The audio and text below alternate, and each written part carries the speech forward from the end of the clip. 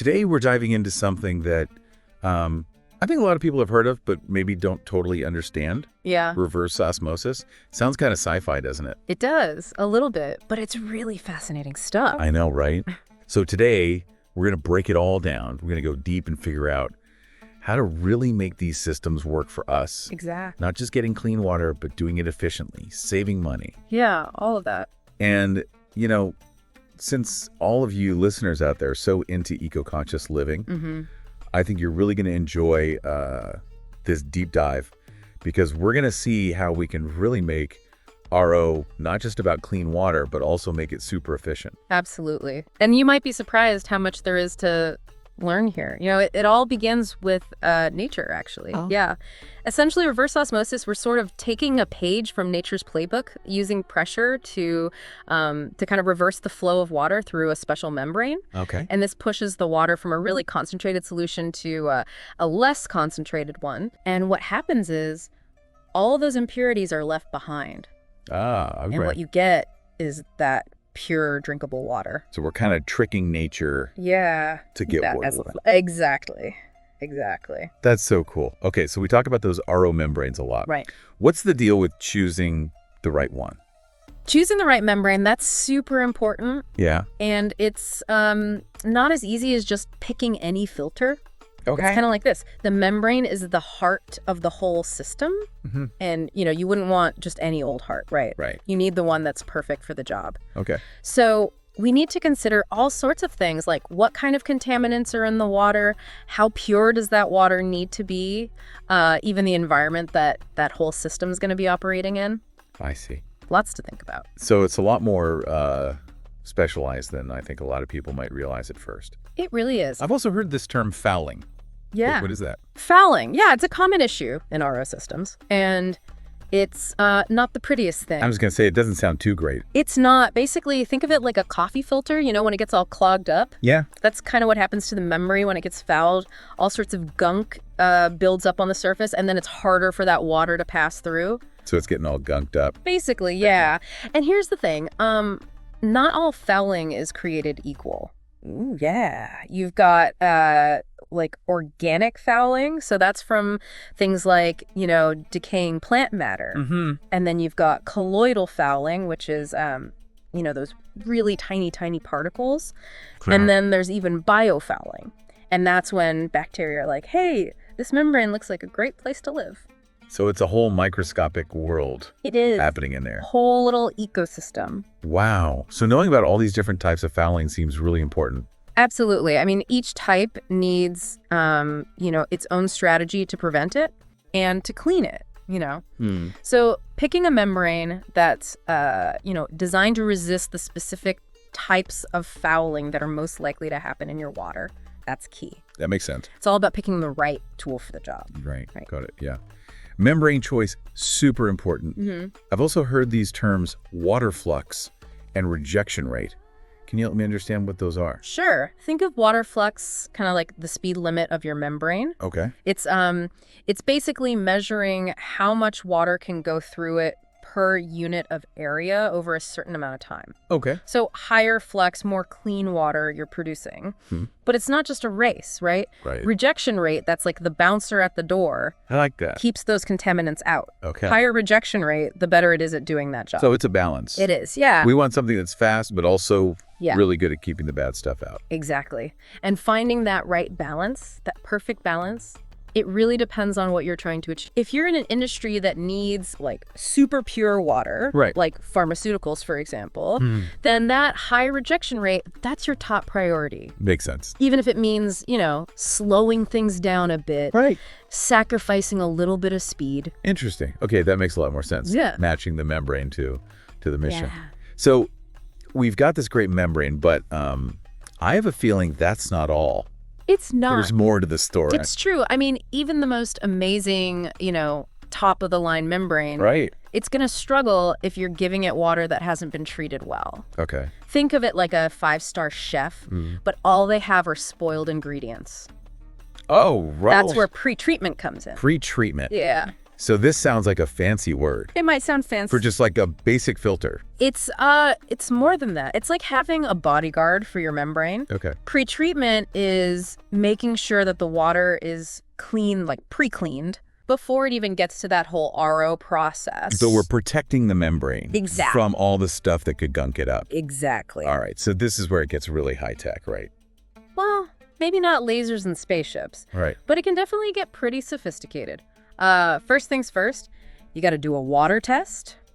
Okay. Thorough water test. You need to know what you're dealing with. There's a lot of minerals. Are there bacteria? You got to know all of that. Right. And, different contaminants need different solutions. Right. Now, earlier you mentioned scaling. Oh, yeah. That one kind of stuck with me. It sounds like it'd be really bad for the membrane. It can be. Scaling is basically hard water deposits that form on the membrane surface. Oh, okay. It's kind of like when you see those mineral buildups on your faucet, Yeah. but like on a microscopic level. Oh, wow.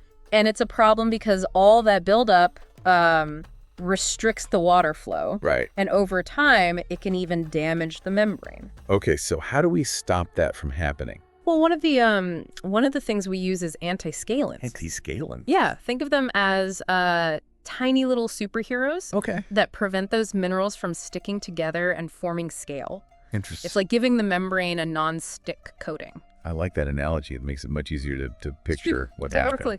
But anti-scalants, those are just one part of the, pre-treatment toolbox. Depending on what's in your water, we might use filtration to remove those solid particles, maybe activated carbon to trap organic compounds, or even UV disinfection to get rid of those nasty bacteria and viruses. So we're customizing the solution to each specific water. We are. That makes sense. Yeah. And if we think about the big picture, effective pretreatment, it doesn't just protect that membrane. Okay. It also helps us save water. Oh, how so? Well, we use less water overall.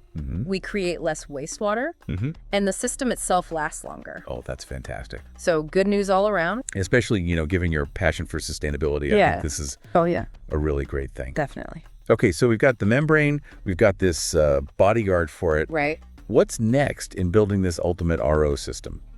Well, now it's time to think about the configuration of the system itself. Oh, okay. How all the pieces fit together. Okay, so this is where it gets really into like the nuts and bolts Yeah. of Kind of. how it all works, right? It is. Think of it less like plumbing Okay. and more like building with Legos. Okay. We can arrange these RO system components in different ways to really get the best performance for whatever situation you're in.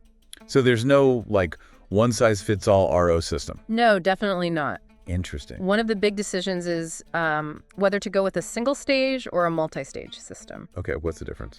Well, a single stage system is kind of like a one-way street. Okay. The water flows through that membrane one time, and anything that doesn't get filtered out, that becomes wastewater. Okay. But a multi-stage system, think of that more like a roundabout. Okay. That water that's rejected from that first stage, it gets a second chance. Oh, nice. It gets to pass through another set of membranes. Wow. Sometimes even a third or fourth. So it's getting multiple chances to be purified. Yeah, That sounds really efficient. it is. Yeah. And this really increases the water recovery rate. We're squeezing way more clean water out of that same, starting volume. It sounds amazing. Are there any downsides? There's always a balance, right? Right. So while multi-stage systems, they're really good at saving water, they do need more energy to power all those extra pumps. Ah, so it's a trade-off Yeah, there's always a little bit of a trade-off. between water efficiency and energy use. Exactly. And finding that sweet spot, that perfect balance, it depends on things like, how much water costs, what are the energy prices like, even local environmental rules. I see. Okay, this is all a lot more strategic than I realized at first. It is. And, it's not just about the technology. It's about making smart choices Right. based on that bigger picture. Thinking about everything. Exactly. And to make things even more complex, Oh, no. there are also specialized configurations, like two-pass systems. Two-pass. yeah. So that means the water goes through twice. It does. These are used when ultra-pure water is really essential, Really? like in the pharmaceutical industry. Okay. So the permeate, that's the purified water from that first pass, it goes through a second set of membranes. Wow. And that's how we achieve, that super high level of purification. So they filter it twice to make absolutely Exactly, yeah. It's pretty amazing what goes into something we often take for granted, isn't it? Yeah, clean water. Clean, drinkable water. Yeah, definitely. Okay, so we've got the membrane, we've got the configuration. What's next? Well, now we got to think about commissioning and maintenance. Commissioning. So we don't just set it and forget it. Definitely not. Think of your RO system like a high-performance race car. Right. You're not just going to take it off the lot and, expect it to win races. Right, you got to fine-tune it. Exactly. You got to fine-tune it to get the most out of it, and that's what commissioning is all about. So what does commissioning actually involve? It's a carefully planned process to make sure everything is operating perfectly. We're talking about balancing the pressure vessels, optimizing those flow rates through each membrane, calibrating the sensors. Wow. All sorts of things. Sounds very detailed. It is. Yeah. And getting it right from the beginning, that's super important. Makes sense. For that system to work well and last a long time. Right. But even after that initial setup, you still need to maintain it. Right, absolutely. Continuous monitoring. Okay. That's key. Think of it like keeping an eye on the vital signs of the system. So we're watching it all the time. In a way, yeah. We're constantly checking things like the pressure, the temperature, those flow rates, the water quality. Okay. So it's like the system has its own checkup. Yeah. Going on all the time. And just like with the doctor's checkup, preventative maintenance, that's super important. Okay. Cleaning the membranes regularly, replacing those filters, inspecting all the different components. That's how you stop those small problems from becoming big, expensive headaches. I got it. It all makes sense, but with all this attention to detail, all this complexity, I have to ask, is optimizing an RO system really worth it? That's a great question, and it's really relevant for, someone who's so into sustainability. Right. Optimizing an RO system. It's not just about the tech stuff. Right. It's about real benefits for your wallet and for the planet. Okay, so give me some examples of how this actually plays out in the real world. Sure. Let's talk about water consumption. Imagine a company. They use 100 gallons of water to produce 50 gallons of purified water. With a really well-optimized system, they might only need 70 or 80 gallons to get that same 50 gallons of pure water. So big difference. Huge difference, yeah. What happens to that water that it doesn't get purified? That's the wastewater. Okay. And that needs to be treated or disposed of, which can be expensive. So by reducing how much wastewater we have, we're also cutting down on those treatment costs. So it's good all around. It is, yeah. Less water used and less wastewater to deal with. Exactly. And don't forget about energy savings. Oh, right. Optimized systems, a lot of times they operate at lower pressures. Okay. Which means lower energy bills. So again, saving money. Yeah. And those savings, they really add up over time. Right. It's very compelling. Less water, less wastewater, less energy. It is. It's really good for the bottom line and good for the planet. It is, yeah. And we can't forget about the increased lifespan of the system itself. Right. If you take good care of it, those membranes, those other components, they're going to keep working longer. So you're saving money on replacements too. Yeah, it reminds me of taking care of a car. Yeah. It seems like a hassle to get it checked all the time. Right. But, over time, it saves you money and keeps things running smoothly. Exactly. That's a great analogy. And so when you consider all those benefits, the lower cost, the increased efficiency, the, less environmental impact. Yeah. It seems like optimizing an RO system isn't just a nice thing to do. It's not. It's really a smart decision. It is. It's a smart decision for everyone. Yeah. You mentioned earlier that the pharmaceutical industry uses these special 2-pass systems They do, yeah. for ultra-pure water. Why is that level of purity so important when it comes to, making medicines and stuff? Well, the pharmaceutical industry, they have incredibly high standards Okay. when it comes to water purity. And we're not just talking about, making that water safe to drink. It's about making sure it doesn't mess with the medicines they're making. Oh, right. It could contaminate them. Yeah, it could. So what kind of contaminants are we worried about? Yeah, what are they worried about? Well, they need to get rid of, the usual suspects, the bacteria, the minerals, but also even tiny amounts of chemicals, heavy metals. Wow. Even dissolved gases. Okay. These really, really small impurities, they could affect how well those medicines work. So we're talking about things that are so small you can barely see them. Exactly. And that's where those 2-pass RO systems really shine. They give you that extra level of filtration Right. to meet those, super high standards. It's amazing to think about all that goes into it. It is. Really. It is. We take it for granted, You just think, oh, clean water, that's easy. Yeah, but there's so much going on behind the scenes. There is.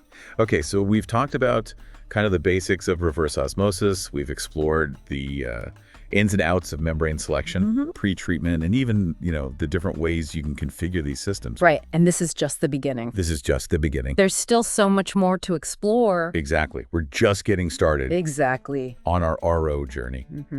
Those two-pass systems, they're not just for pharmaceuticals. Oh, right. You mentioned they're used in, electronics manufacturing? Exactly, yeah. They're crucial for making all those high-tech gadgets. Okay, so why is that? Yeah. Why is ultra-pure water so important when you're making things like microchips and circuit boards? Well, you got to think about it. Those components, they're incredibly small. Yeah, And delicate. So even a tiny speck of dust or an impurity, that can cause big problems during manufacturing. So we're talking about contaminants that are invisible. Pretty much, yeah. Things like dissolved minerals, organic compounds, even bacteria. Wow. They can mess things up big time. Corrosion, short circuits, all sorts of defects. It's all got to be ultra-pure. It does, yeah. It's like the lifeblood of those high-tech industries. It's amazing how this technology, which at its heart is kind of mimicking a natural process, can be so precise. It is, yeah. Really speaks to, how clever humans can be. Yeah. And what's really cool is we're always pushing the limits of what's possible with RO. So what are some of the cutting edge things happening right now with RO technology? Well, one area that's really exciting is new membrane materials. Okay. We're seeing membranes that are tougher against fouling. They can work at lower pressures, and their rejection rates are even higher. So it's all about making them more efficient. It is. What's the secret? What are these new materials? Well, scientists and engineers, they're working with all sorts of advanced materials and really cool fabrication techniques to get those improvements. It's a constant evolution, of research and testing new things. And I imagine that a lot of this research is also focused on making RO systems more energy efficient, right? Yeah, absolutely. We talked about the balance between water recovery and energy use, Right. especially with desalination plants. Reducing their energy needs is a big focus. So what are some of the, most promising things they're trying? Well, one approach is using renewable energy sources, Okay. like solar and wind power, To run the system. to run the systems. Yeah. Imagine a desalination plant powered by the sun or by the wind. That would be amazing. Talk about sustainable solutions. Wow. What about the systems themselves? Are there ways to make them more energy efficient, inherently? Yeah, for sure. One thing that's really promising is developing new pump technologies that are just designed to be more efficient. Think of it like designing a car engine that, sips fuel instead of guzzling it. Right. So it's like getting more miles per gallon Exactly. with your RO system. So yeah, it's smarter designs, new materials, cleaner energy sources. Sounds like the future of RO is pretty bright. It is. And one of the best parts is that all this innovation is making RO more affordable, Okay. which means more people can benefit from it. Because we often take clean water for granted. We do. But in a lot of places around the world, clean water is really, really precious. It is. So tell me about some specific examples of how RO is helping in those situations. Well, one major application is desalination, Okay. which is taking the salt out of seawater. Right, to make it drinkable. Exactly. And that's a game changer for, those arid coastal areas where there's not much fresh water to be found. Wow, so it's literally turning salt water into drinking water. It is. That's incredible. It is. And as climate change and, growing populations put more pressure on our fresh water, Right? desalination, it's becoming more and more important. I can definitely see that. Yeah. But, there are also some environmental concerns Oh, right. with desalination. What are some of those? One of the big ones is the brine. Brine? Yeah. It's a byproduct of the process. It's basically super concentrated salt water. Right. And if it's not disposed of properly, it can harm marine ecosystems. So it's kind of a double-edged sword. Yeah. It's like we're trying to provide clean water, but we also have to protect the environment. Absolutely. And that's why, all this research and development is so important. To make it more sustainable. To make it more sustainable. So what are some of the solutions they're working on? Well, one thing they're looking at is reusing or repurposing that brine. Okay. So instead of just dumping it back into the ocean, maybe we can use it for, things like aquaculture. Okay. Like raising fish or seaweed or even extracting minerals from it. So turning it into a resource. Yeah, closing the loop, minimizing that waste. I like it. Any other research focused on making desalination more eco-friendly? Oh, yeah, for sure. A lot of interest in using renewable energy to power those plants, which would really reduce their impact. That makes a lot of sense. Okay, so we've talked about the what and the why of RO optimization, but we haven't really talked about the how. That's true. Like, how do we put all this knowledge into action? Well, that's where the RO system engineers come in. Okay, so these are the people who, really know how these systems work. They do. They're the specialists. What makes them so special? Well, they have to take all that theoretical stuff we've been talking about and turn it into real functioning systems. Okay. They're the ones who make it all happen. So what kind of, skills and knowledge do they need to have? Well, they need a deep understanding of water chemistry, membrane technology, fluid dynamics. They have to be able to analyze water sources, figure out what those contaminants are, and design pre-treatment systems that actually work. So they're kind of like part scientist, part detective, part engineer. That's a good way to put it. Yeah, they need a lot of expertise to, build and maintain these complex systems. It sounds challenging.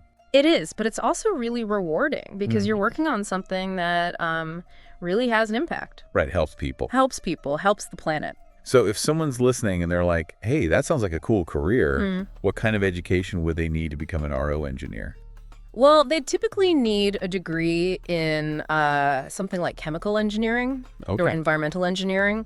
And then they'd specialize in water treatment and membrane technology. So that's a pretty specific field. It is. But there's a lot of opportunity in this field. Yeah, I can see that. It's only going to grow, as the need for clean water increases. Definitely.